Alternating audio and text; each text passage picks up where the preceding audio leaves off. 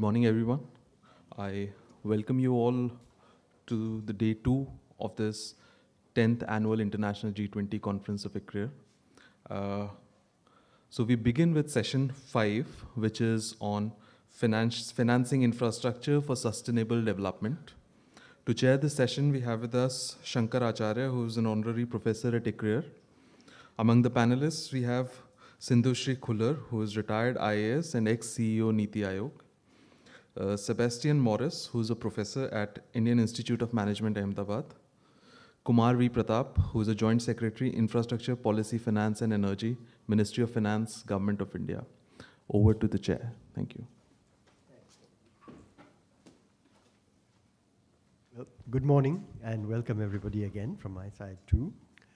I hope the sparseness of attendance doesn't suggest lack of interest in the subject, because the subject is certainly a hot topic in terms of priority, but equally it may be that people have been trying so hard for so long and not getting too far that they're giving up. I don't know. I hope it's not that true.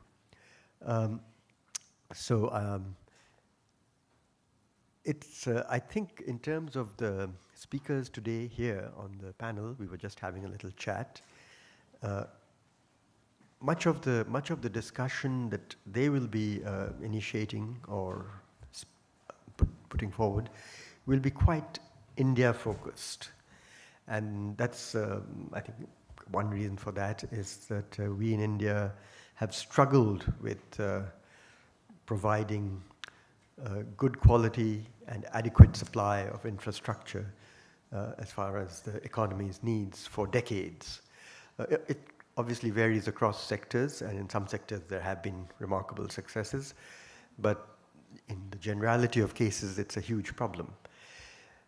But this India focus, I think, means that I would hope that we will have in the final half an hour or 20 minutes of discussion, a lot of input and advice and questions on international experience, which would be very valuable for participants from India, because it's not the case that the infrastructure challenges have remained unsolved in all countries, including large countries.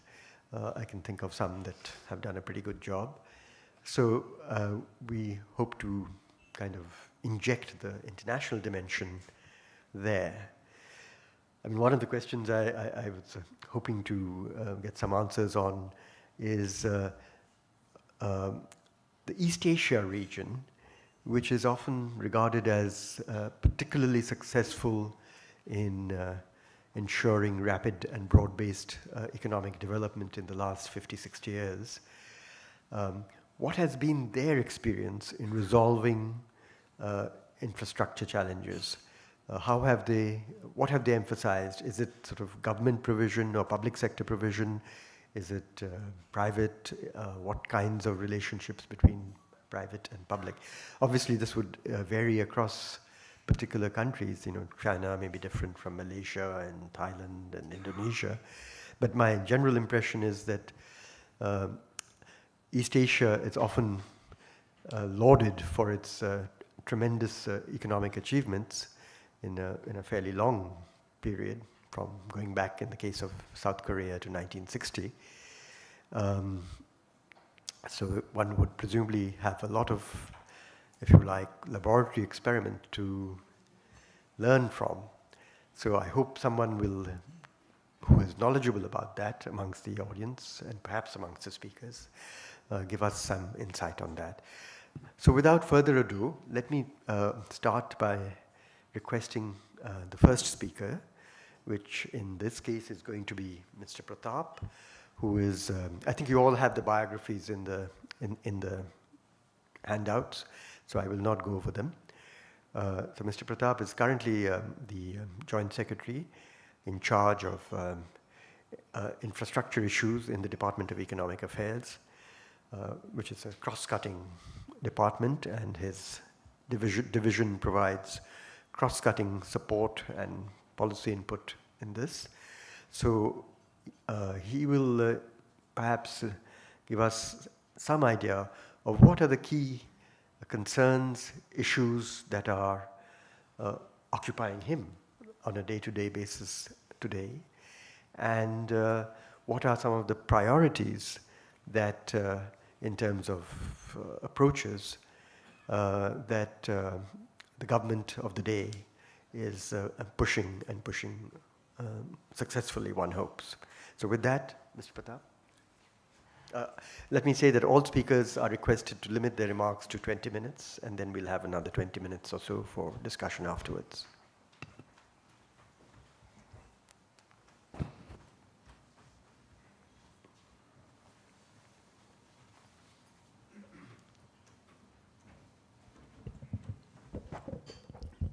Good morning. I'd like to give the government perspective on what we think about the topic. India currently is a 2.6 trillion economy. We aim to be a 10 trillion economy by 2030. It's not a dream which is too far to actually achieve, because we were about 600 billion in 2003-04, and we have done four times since then. So in another 12 years, another 4 times would not be, it is feasible, In terms of infrastructure, what we want to do, from the East Asian experience, the number for infrastructure investment as a percentage of GDP is about 7 to 8%. Mr. Muntek Singh Ahluwalia was part of a group at the World Bank which produced the growth report, and he says in that report that the general number, it's difficult to be precise, but the general number that East Asia has experienced for rapid economic growth is about 7 to 8% of the GDP. So if you take that as a ballpark number, we would want $200 billion infrastructure on a per annum basis. We have been, in the last 10 years, 2007 to 17, we have been able to do more than $1 trillion of infrastructure investment, slightly more than $1 trillion. So on an average, about $110 billion on a per annum basis. That leaves a gap of 90 billion, and McKinsey would have us believe that India has the second largest infrastructure deficit in the world. And that's manifested in our overcrowded roads, airports, all over. So sharp increases in infrastructure investment are needed. The 3 main sources of infrastructure finance are government budgetary support, internal and extra budgetary resources of the public sector, and private investment. So, and government funding is constrained by the limits prescribed by the Fiscal Responsibility and Budget Management Act. So despite the fact that in 2019, the government of India put in about 6 lakh crores, about $90 billion on infrastructure, that's still far away where we want to be. So, and if you see private investment, it is mainly bank lending led. So more than 50% of the debt finance of the private sector is from the banking system. And that is flagging. The compound annual growth rate of bank finance to infrastructure has gone down from 43% on an average, on a per annum basis, between 2000 to 2013 to less than 3% now. And we have a huge problem of non-performing assets. So obviously, more funding sources, and the funding sources need to be diversified. So, as we all know, bank financing of infrastructure suffers from asset liability mismatch. So you need to attract institutional investment where there is no such asset liability mismatch. The numbers that are talked of in G20 conferences, the available financing from these institutional investors is to the level of $100 trillion. but less than 1% of this has flowed into infrastructure. So we need to promote these sources of finance to make our infrastructure, to enable infrastructure to continue to support economic growth and to continue to support India as the fastest growing large economy in the world. So the G20, the Argentinian presidency, talks of creating infrastructure as a separate asset class. It talks of greater standardization, both contractual and financial, and we have had some success here. Improved project development, project preparation, and a more improved infrastructure investment environment. Now, managing risk is the key to infrastructure investment, like allocation and mitigation of risk to the party best able to manage it. That lies at the heart of a PPP structure, private participation in infrastructure. We also feel, the government feels, that financial vehicles should tap into the changing risk profile of projects. The risk of the projects come down drastically from construction to operation and maintenance, and we have done some work in this area, and I'll recount that as we go along. We also want to reliable database, especially for infrastructure, institutional infrastructure investment, especially the environment, social, project level data. That is very important to these institutional investors, and Global Infrastructure Hub and the G20 are working in that area. India's PPP story, India is right at the top in terms of infrastructure investment from the private sector. We are second as per the private participation in infrastructure database of the World Bank, both by the number of projects and associated investment. The numbers still a few months ago that they had was about $350 billion of infrastructure investment from the private sector into India, over 1,000 projects. That was the number. More than 400 of these are road projects, and that is mainly because of standardization of documents, which is widely accepted by both domestic and foreign investors. These documents lend transparency, consistency, predictability, allowing decisions to be made objectively and expeditiously. So very important role of standardization, and standardization as the G20 is pushing. India is the role model that I've been telling them, and it's accepted by them. In their process documents, requests for qualification, requests for proposal, which have been developed through interministerial processes for technical and financial capacity evaluation, they have been standardized, and we have more substantive documents in the form of model concession agreements across infrastructure sectors, including the road sector. Now, financial vehicles should tap into the changing risk profile of projects.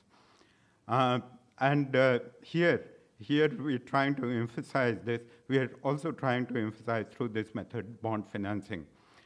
Now, the typical credit rating of PPP projects, because they are special purpose vehicles, because they're created as a company just to implement that project. For example, the Delhi International Airport Limited is implementing the Delhi Airport project. It's a special purpose vehicle.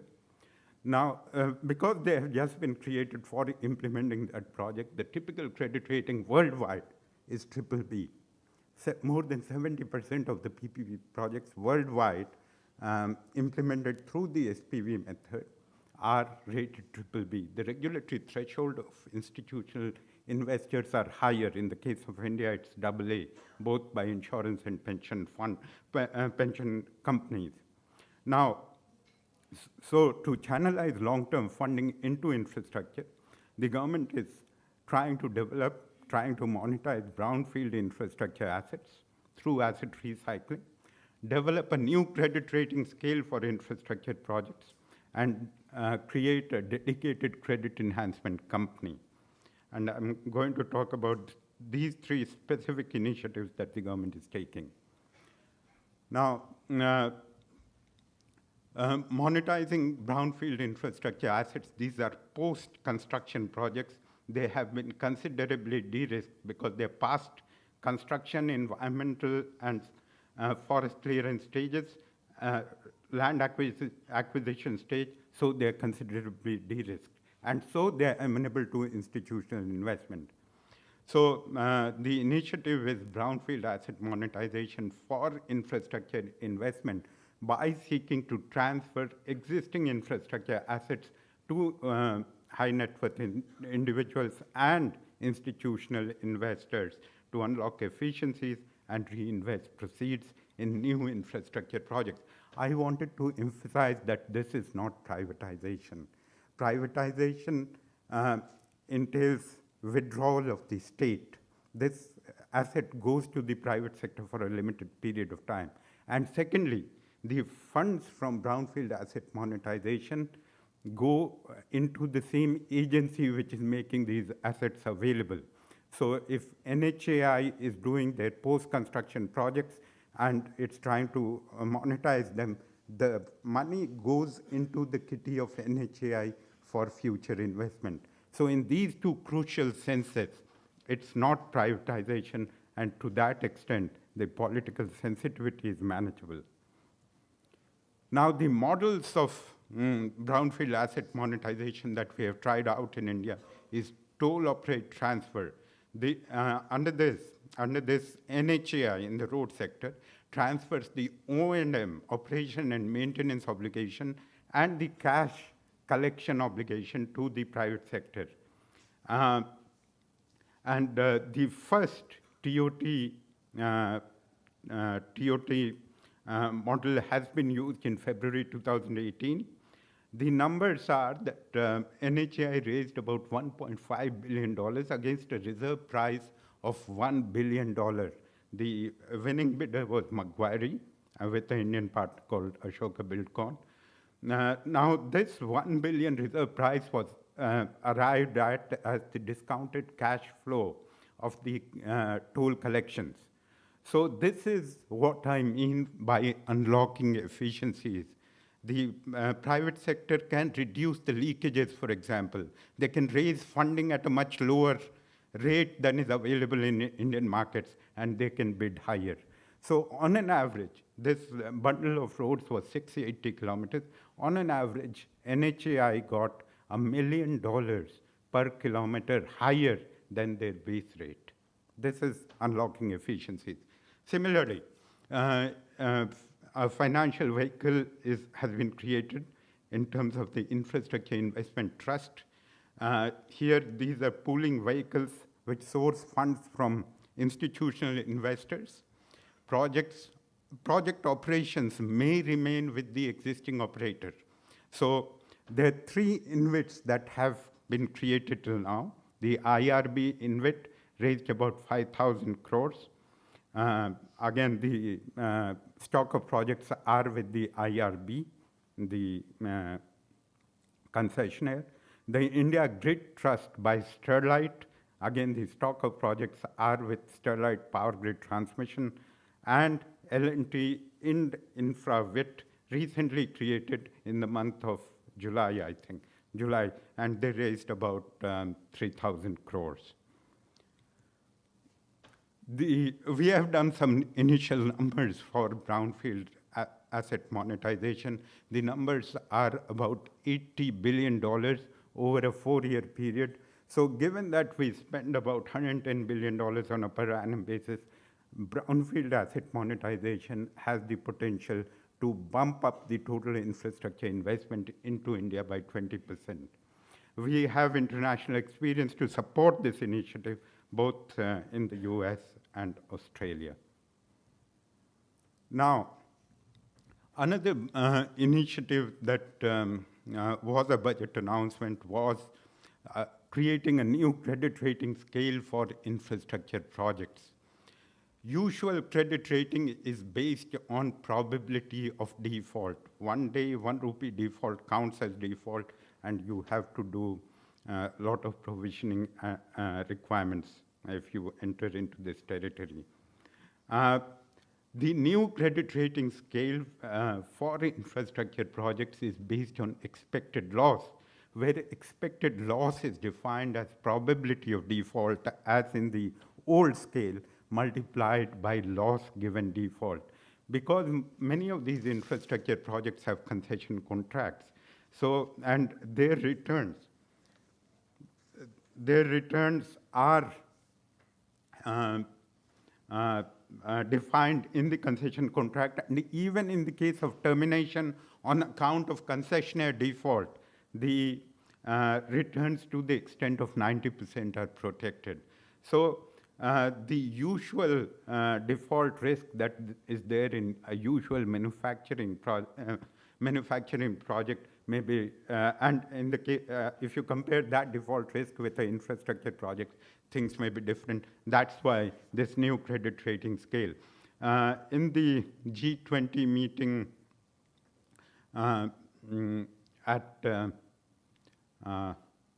this was the fourth IWG, just a month ago. So, no, this is infrastructure working group. Anyway, I made a presentation on this credit rating scale, which was widely accepted as worth considering. So there's international traction for this. So this expected loss scale has already been launched in India in January 2017 by credit rating agencies.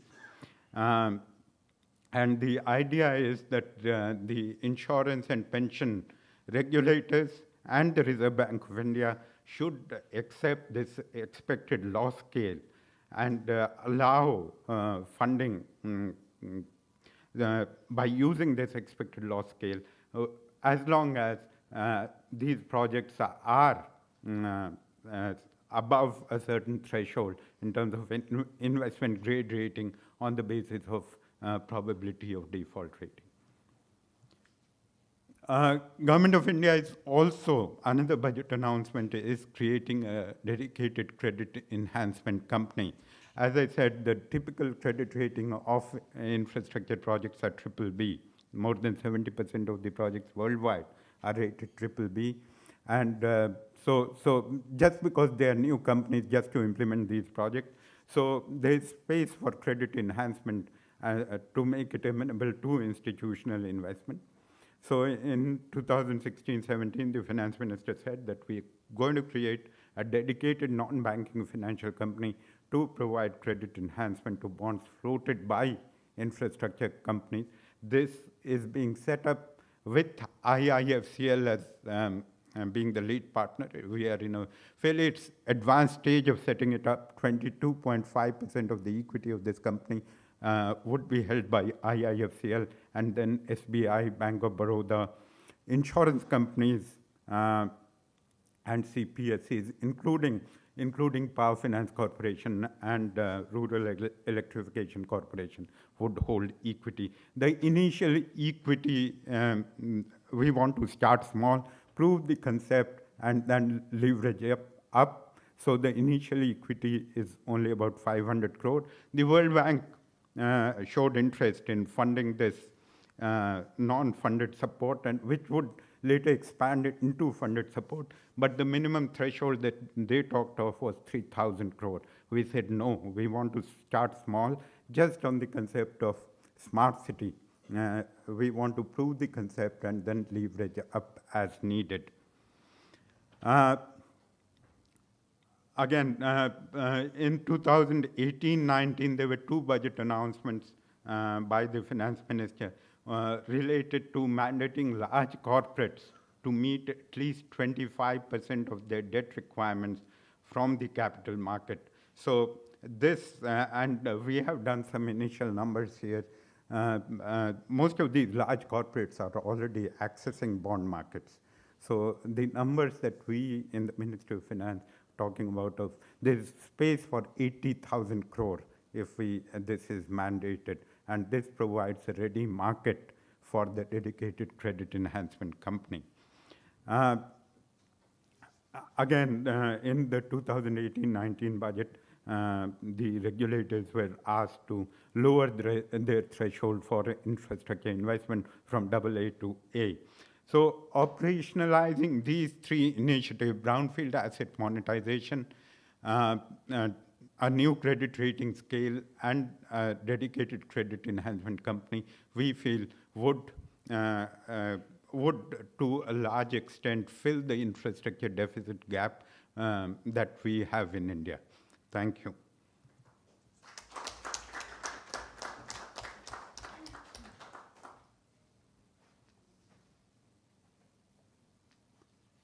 Not coming on. Is that because that has to be put off? I'm not sure. Okay, got it. Thank you very much, Mr. Pratap, for a very lucid and interesting presentation, and getting down to a lot of nitty-gritty there, which I think is always useful to do.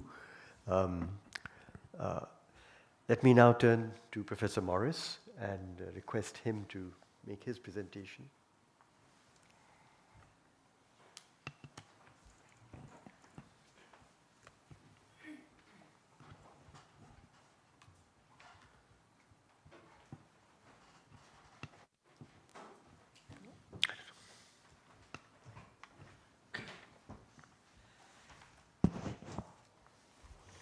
Yeah, first of all, I'd like to thank ICRIER for inviting me to this seminar. And it's a pleasure to be here, speaking among such an esteemed audience. Okay. Yeah, I'll directly come to the current issues which face the financial sector, but particularly the public sector banks and the institutions that are very crucial for not only infrastructure financing, but for the very existence and survival of an economy, namely the banks. Okay. Now we all know that the Indian economy, after having gone through a rather very rapid growth rate from 2003-04 right up to about 11-12, with only a brief interruption during the global financial crisis, thanks to the excellent fiscal stimulus provided by the government, the high growth which was achieved in this period, okay, is very important. And as a kind of flow-through effect of this, and then a sudden fall after this high growth from 11-12 onwards to less than about 5%, and probably now about 5.5% growth. That has had a major impact on the economy, particularly on infrastructure. So this cyclical aspect is partly responsible for a large part of the NPAs of the banks and financial institutions. And also it's responsible for the current situation that you find. But nevertheless, it's also true that the banks and financial institutions lend to infrastructure without duly recognizing even micro-level risks, not to speak of risks which come compositionally, which has been a problem even with global institutions. Okay? Now, that has compounded the problem, and therefore today there's a huge amount of NPAs which are held by infrastructure businesses. Of course, government has in the road sector come out and helped set right many things and so on. But nevertheless, it's a huge, something that really strangulates the economy right now. Okay, so we need to worry about why this has happened, and I would think that the problem really rose in the hurried way in which we went through with public-private partnership and with private investments in infrastructure.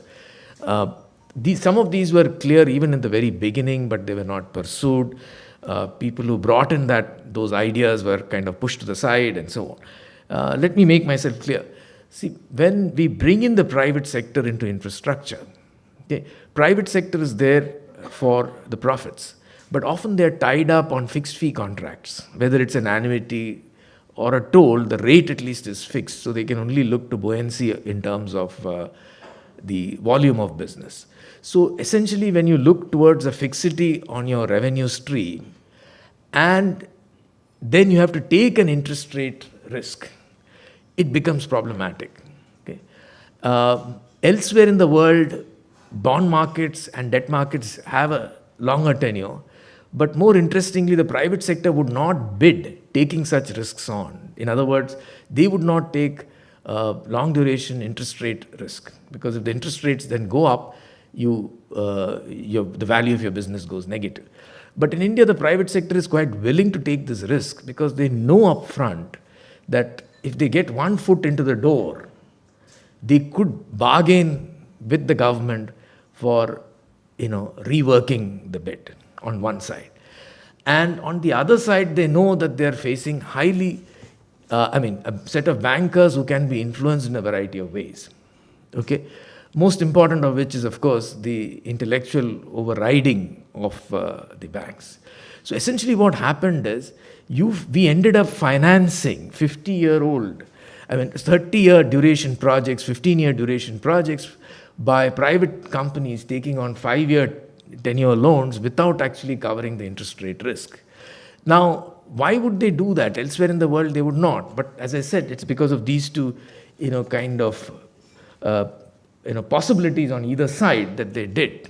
Okay, and sometimes they have come out with flying colors and have been able to, give their shareholders excellent value. But unfortunately, when the growth came down, it has been negative all through.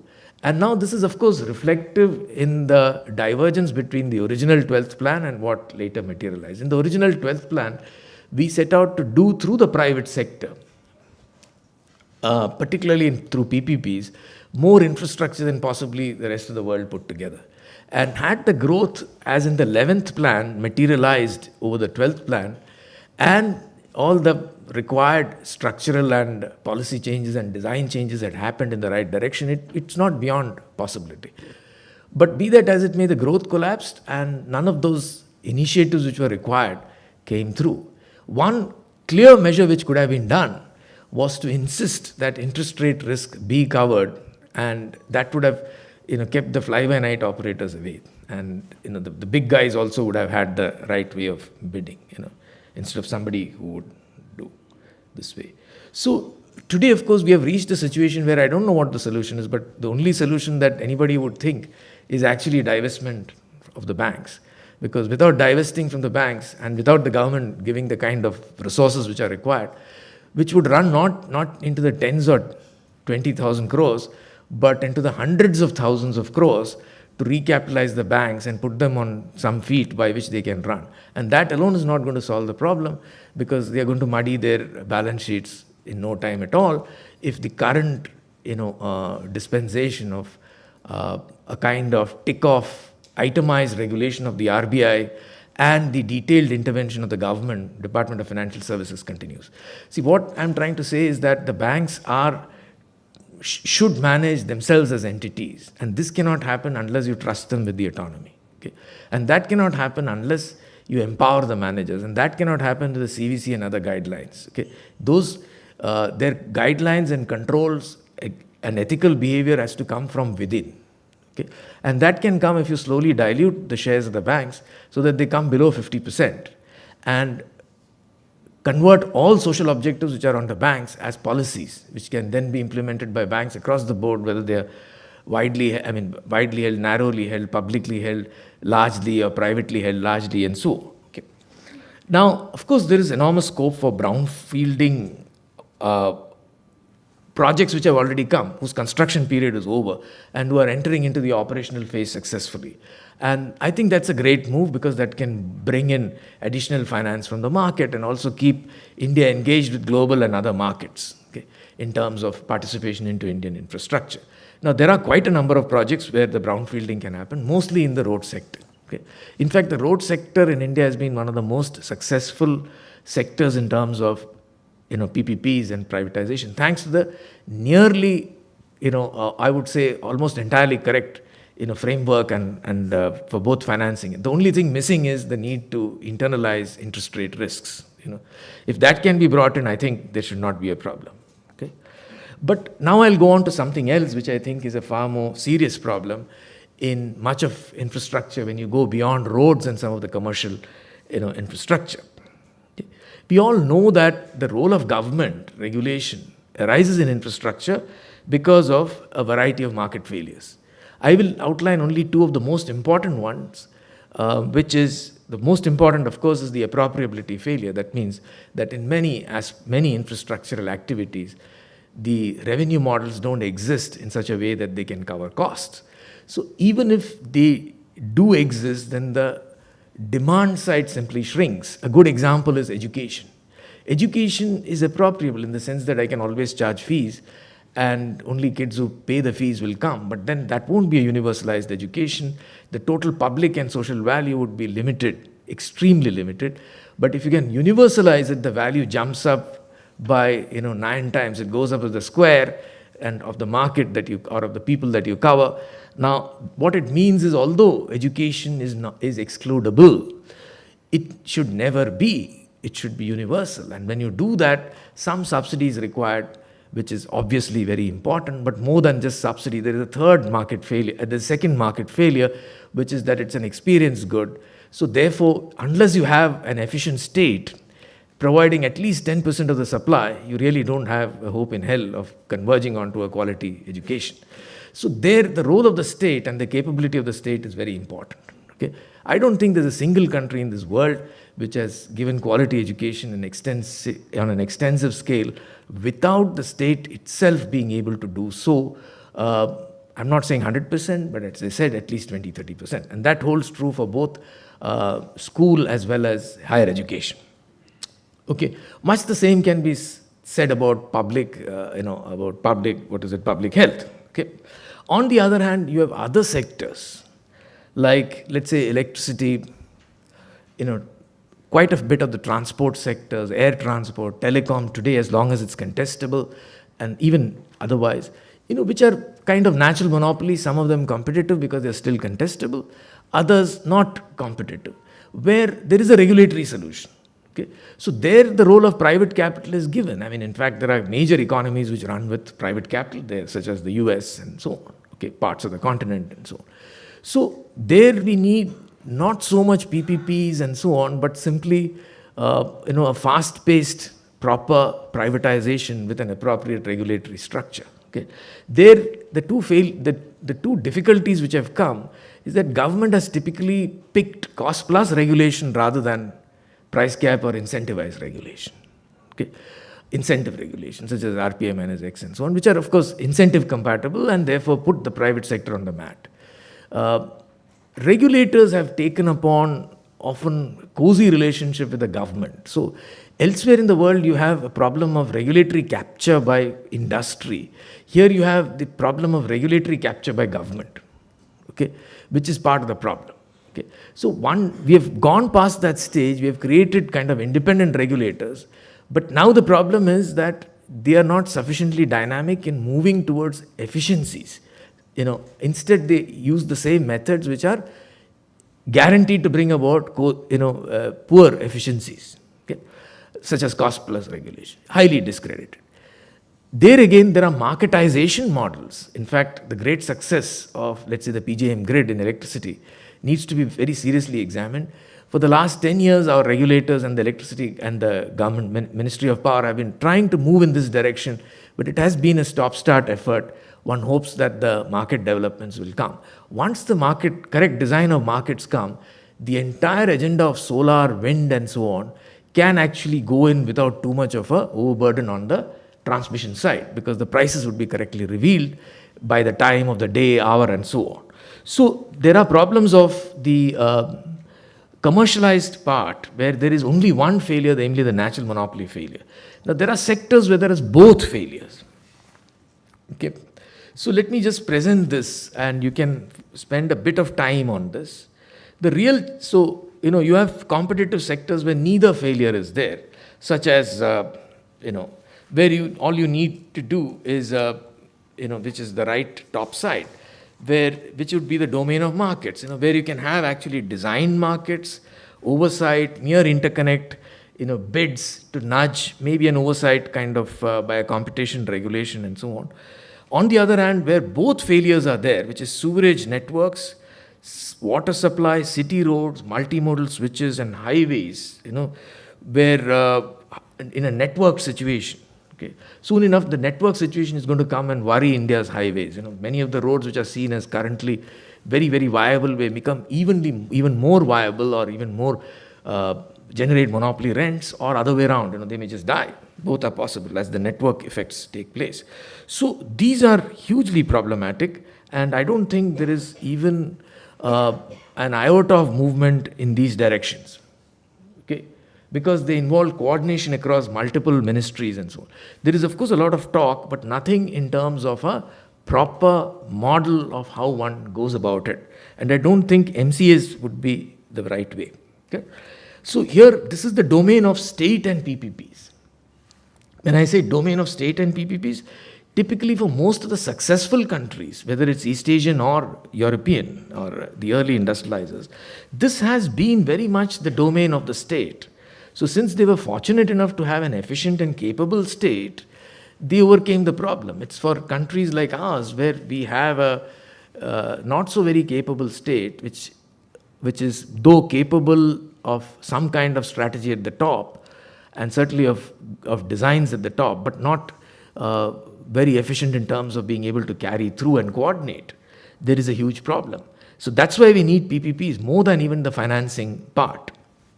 But if the state itself is not able to act strategically to create the right formats, as I said, even something which is as glaring as interest rate risk, which should have necessarily been covered and was pointed to by the IDFC, for instance, for many years, but not listened to, there is going to be an issue. Okay?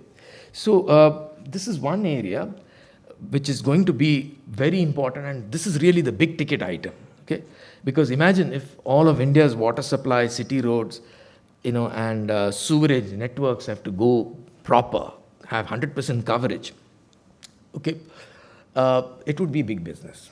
Okay, but more than it being big business, the value, the public and social value that you're going to get is going to be enormous. Okay, let me present just with one case, what we really lose out on. Let's consider the unit value of a sewerage network as a function of coverage. Okay.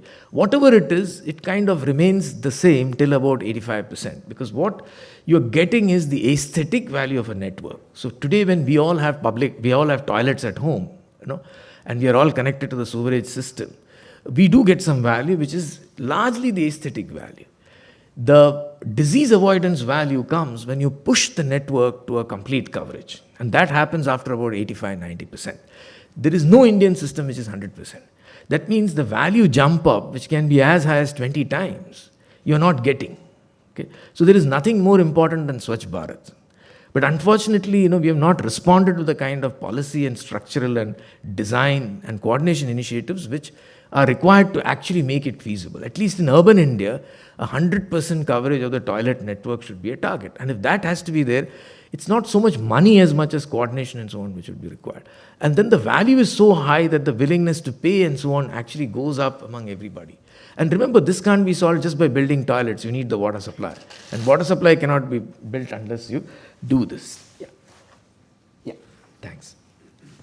So, in other words, recognizing where the public value is, okay, is extremely important. Recognizing where the social value is. And if I may make this point, what is slaughtered in India is public value.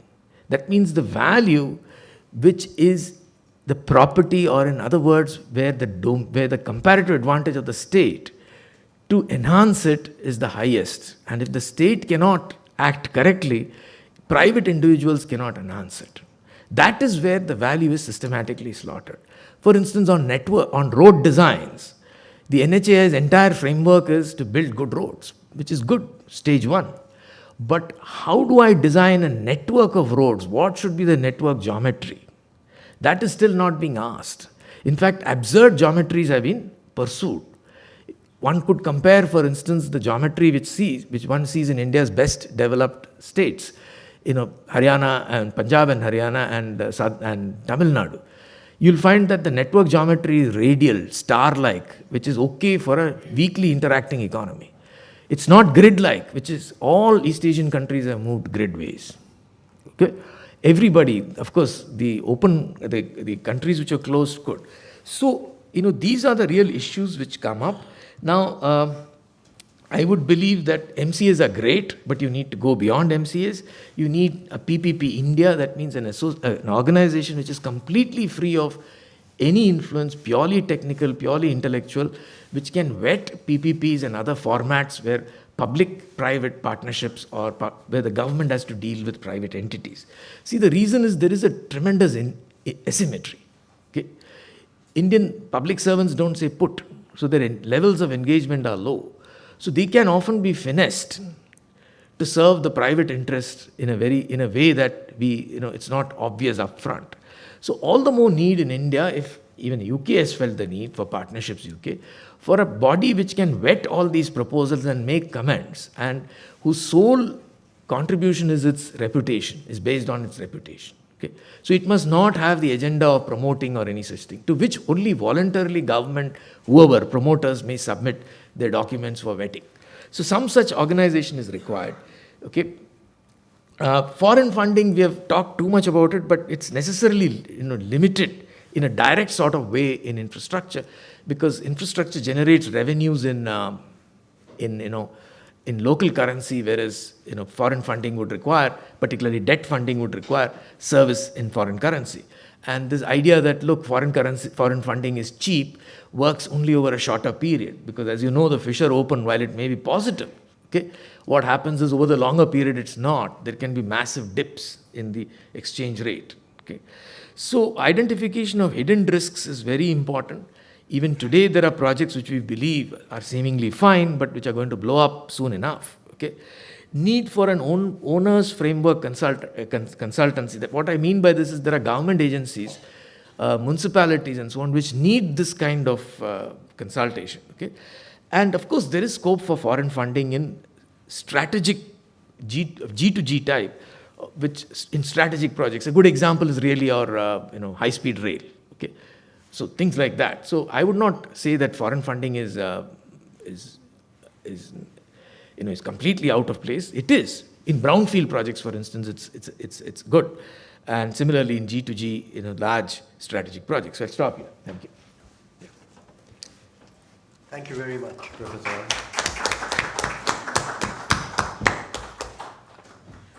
I must say you raised a lot of very interesting issues, and you raised them in an analytical way.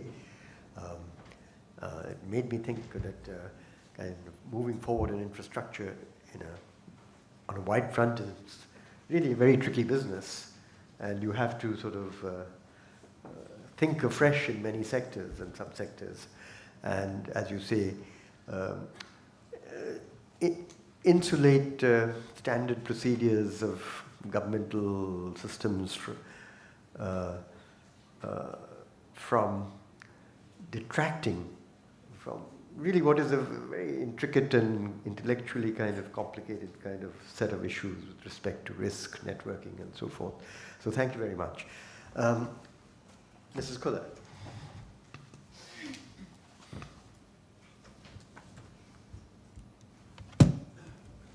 Thank you very much, Dr. Acharya. And it's really my pleasure and privilege to be here today. I am going to go off on a limb, not give you a PowerPoint presentation. And second of all, I will take the discussion which has gone on so far forward by placing it in the context of the second part of the theme for the session, which is infrastructure and sustainable development. Infrastructure financing, we have been looking at it very carefully as the financing problems, financing issues, which seem insurmountable in some areas and certainly doable in others, as my co-panelists have said. But the G20 discourse on infrastructure, which has been on for the last 10 years or more, has carried it forward in different directions. And the present one talks about it as in building infrastructure as an asset class.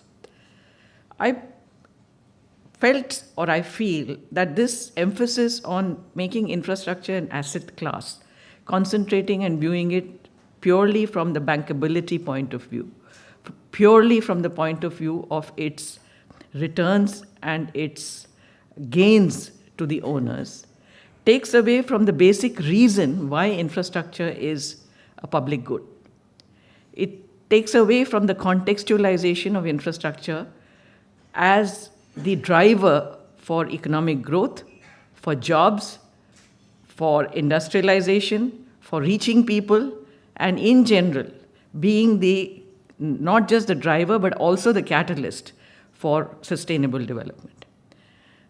This was recognized in various ways from 18th century England to 21st century China, where provisioning infrastructure took pride of place to all other efforts in all other areas. But the discourse in all public goods, whether it is health, education, or roads, power, telecom, ports, the discourse remains the same. How much do we need? How large is the deficit? Who will provision for it? Who will pay for it? Who will maintain it? And eventually, who owns it? Because in a sense, when we talk about government, it's the governments that we elect in many countries and we select in many other countries. That's the first point that I would like to put for your consideration. The second part I would say is that even the history of infrastructure in this country and the large deficits that we have were not created overnight. Until 1947, the railways and ports provided the exit points, and the networks were clearly in tune with the colonial economy and in tune with the suburbs, so to speak, supplying the mainland with various commodities and bringing in other commodities. In the first 2 decades of our own development, we added irrigation and big dams as the largest big-ticket item to our infrastructure production in a closed economy, in a centrally planned economy. As we moved forward to the 90s, we realized that opening up of the economy meant that we needed a far greater exposure to the world and world markets, and so we needed more of everything and more of infrastructure in every sector. But the 3 modes of provisioning have remained the same. It's either publicly funded, privately funded, or PPPs, which gained a lot of currency after the 90s. In the first 2 decades, 90s and 2000s, many strides were made, and my colleague Pratap here has literally walked the path from the beginning. Standardization of processes, contracts, but the sector that really took it to heart, PPPs to heart, was the road sector. Now, 60% of projects, PPP projects, are in the road sector, roads and highways. One way of looking at it would be that it's the only sector that lends itself to financing from outside of government and does not lend itself to private ownership. Because it's a public good, everyone must travel on it. The other way of looking at it is that maybe there is an intrinsic success of the sector or sectoral efforts which have made it even more successful. Firstly, standards were specified even when they were not under PPP. The Road Congress, Indian Road Congress and the International Roads Congress told us what highways should look like, what state highways should look like, district roads, major district roads, other roads, village roads, habitation roads, etc. The standardization of specifications made projectization of this a little easier. The second was that the construction risk was taken right at the beginning. And in the annuities model, which the road sector adopted in the beginning, this was covered. This risk was covered because payments were going to come over the few years, and for the government, it was deferred payments over the next, 30 years or whatever the concession period that was done. But it is also, in a sense, the resilience of the road sector that has made it so vibrant. I'm using this sector because I'm trying to look at why the other sectors did not take to it with such a lot of passion. I mean, in a way, very completely off the topic that we are discussing. In a way, it's like what cricket did to itself. When they found that the 5-day test match format was not garnering the kind of revenues, they invented new formats. T20 came, then came IPL. So now first we had annuities in roads, then we had BOOs and BOTs and DBOTs and DBFOTs, and then, of course, I lost track of the acronyms. So basically now, the most successful in the last couple of years has been the hybrid annuity model and what Pratap mentioned at great length on the asset monetization of toll, operate, and transfer. Now, what does that tell us? It tells us that the revenue streams will be operational the soonest the project gets done. And that has happened in the road projects because the stalled projects were kick-started. A lot of effort went into land acquisition, environmental clearances, and so it sort of the engine started rolling all over again.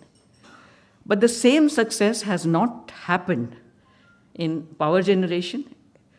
It has not happened in the other very promising sectors, including the urban sewerage and drainage, stormwater, waste management. The sanitation economy today has been estimated to be almost some huge numbers, which I can actually find, but I think it's pretty obvious by now. Despite that, the sanitation economy and the fast-paced urbanizing India and the rest of the world, these sectors are both underfunded as well as underinvested by all the three sectors, public, private, and the PPP modes. Now, I would urge that we give a bit of thought on this as to why is it that these sectors are not attracting the kind of investments that they should be, and why are they not attractive enough for the private sector? Private ownership for power generation is not new. The ultra-mega power projects began, but we are not very sure why they stalled and how they stalled. My contention here would be that it was faulty project identification and a certain degree of overreach by the private bidders. There could be many reasons. We could spend a whole day trying to decipher the causes and the consequences of what happened in the power generation sector. But the long and short of it is today, private investment in most of these sectors, and predominantly in the power generation sector, is just not forthcoming. But then, the sectors which are attracting a lot of interest, renewables, transmission, are promising but do not have a full framework and full assurance of regulatory oversight and mainstreaming into the present governance and policy structures. So going forward, we are looking at a huge deficit. We are looking at possibilities of public ownership, private ownership, PPPs where the ownership remains private, but it's executed through a special purpose vehicle or through any other. Until now, government funding has pushed, in the last couple of years, the sluggish growth of the sector, and has also, to some extent, kept the private investors waiting for a golden opportunity, or as our CEA put it once, the sweet spot that this country is supposed to be in. Now, the question really is that going forward in the next 5 years, if the remit is to crowd in private investment, where is that investment to come from? We have already heard about the banks. Now, government had created several institutions over the past 2 decades, or a decade and a half, for this specific purpose. We had IDFC, then we had the much in the news ILFS, then we had IIFCL, And going forward, we also have the NIIF. Government can only function through a company mode or a trust mode. And the instruments that the government can use to build credit markets at the central level are limited. They have done what can be done, but for it to take off, it needs to percolate down. And the options that are being given are at tiers of government which are below state, municipal bonds. Now, that is where the entire crux or the nub of the problem lies. The road sector inclusive, the projects that are being executed at the central level are less than 1/3 of the total number of projects. So as a result, you need state government capacities, you need municipal governments to function, and you need the financing to be appropriately tailored. And it is my submission and my contention here that the entire discourse on infrastructure financing is totally exclusionary. It is completely limited to big projects, big ticket finance, very complex financing instruments, and with due respects to all my colleagues, MCAs which are not decipherable by the project executors. So what are my takeaways here? My first takeaway here is that in the spirit of the commitment to sustainable development goals, let's bring infrastructure back to the context in which it has to function. Decide in a kind of a holistic perspective. In the bad old days of central planning, it used to be a model on where the investment should go and how much. How much to health, how much to roads, how much to power, how much to telecom. By whom should it be made? That's the second decision. Some areas, there is no answer but the public sector. I mean, if I need a road to go for school children in Vijayanagar in Arunachal Pradesh, I do not see a PPP concessionaire or a private ownership of that. If I have to evaluate the benefits of a bridge in Malkangiri districts of Odisha, which brings children to school across that bridge, there is no answer but the public provisioning and public maintenance. So let us put this whole discussion in perspective. We have the experts, we have the expertise of discussion of financing at every level of sophistication. But what we really need is a larger policy dialogue on what I said, how much, who should provide it, and who should look after it. The government is the big elephant in the room. Some countries have even, like China, have actually listed the risks, which includes unmentionables like government corruption at the lower levels, government reliability, people who you deal with on a daily basis.